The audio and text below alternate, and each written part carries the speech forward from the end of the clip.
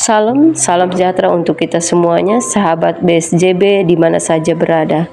Semoga kita dalam keadaan sehat dan selalu bersuka cita.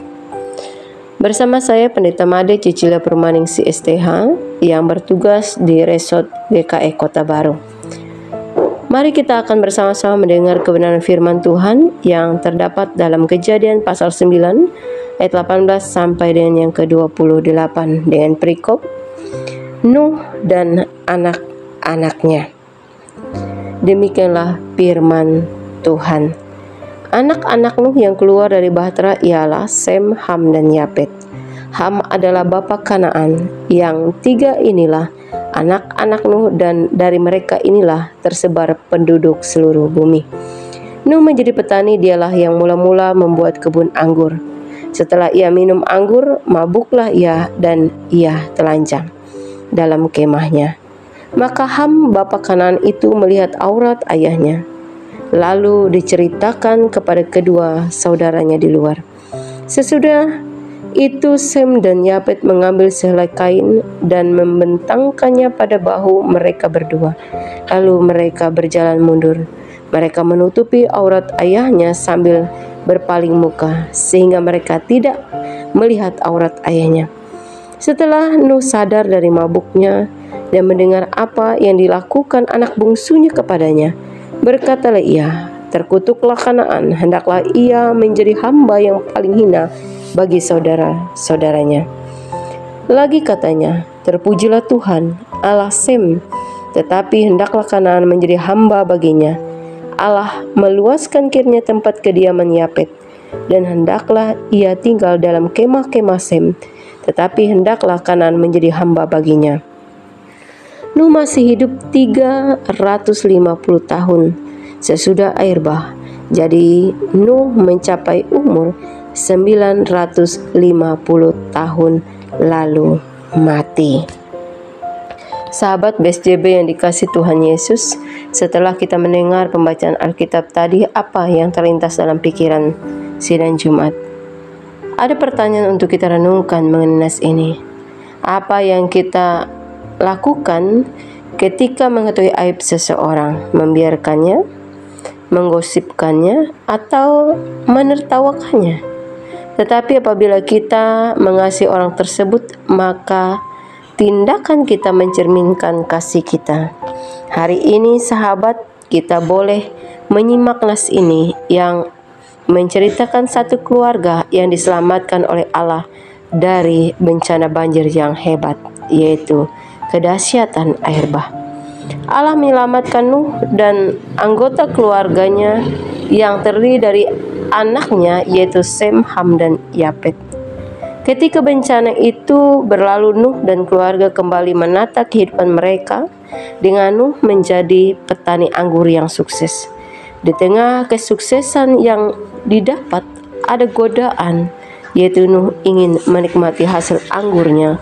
Tetapi sayangnya, ia banyak sekali minumnya dan akhirnya mabuk berat. Sampai-sampai tidak menyadari di dalam kemahnya ia telanjang.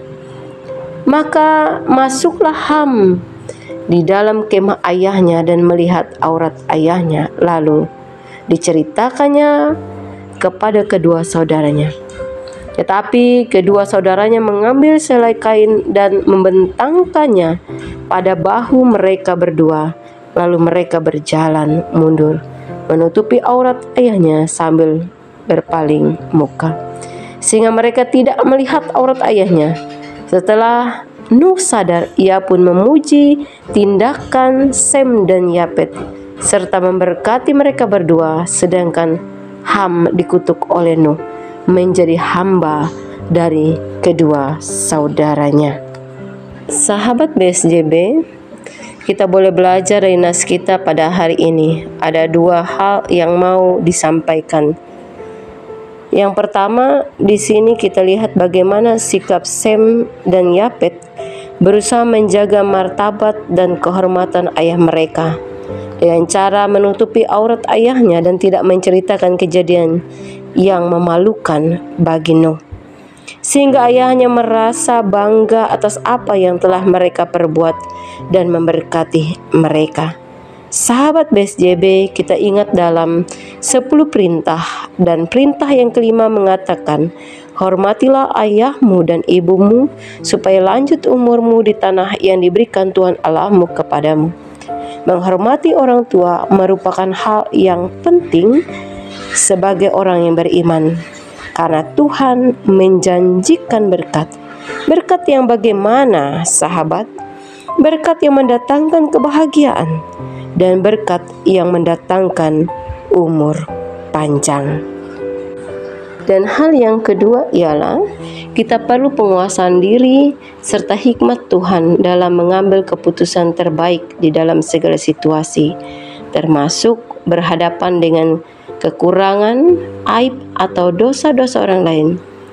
Bukan berarti kita menutupi atau berpura-pura tidak tahu, namun hendaknya kita membawa pertolongan, bukan penghakiman atau menyudutkan. Dalam situasi seperti itulah kasih yang nyata diharapkan, karena kasih menutupi banyak dosa. 1 Petrus pasal yang keempat ayat yang ke-8 mengatakan, tetapi yang terutama, kasihlah sungguh-sungguh seorang akan yang lain, sebab kasih menutupi banyak dosa. Kita dapat memberikan dukungan, pendampingan agar mereka dapat kembali menata hidupnya di jalan yang benar. Tuhan memberkati kita semuanya. Amin. Mari kita bersatu dalam doa. Tuhan kami Yesus Kristus, terima kasih kami boleh bersama-sama mendengarkan firman Tuhan ini. Biarlah firman Tuhan ini boleh kami lakukan di dalam kehidupan kami sebagai orang percaya yang ada di tengah kehidupan dunia ini. Di dalam anakmu Yesus Kristus kami berdoa. Amin.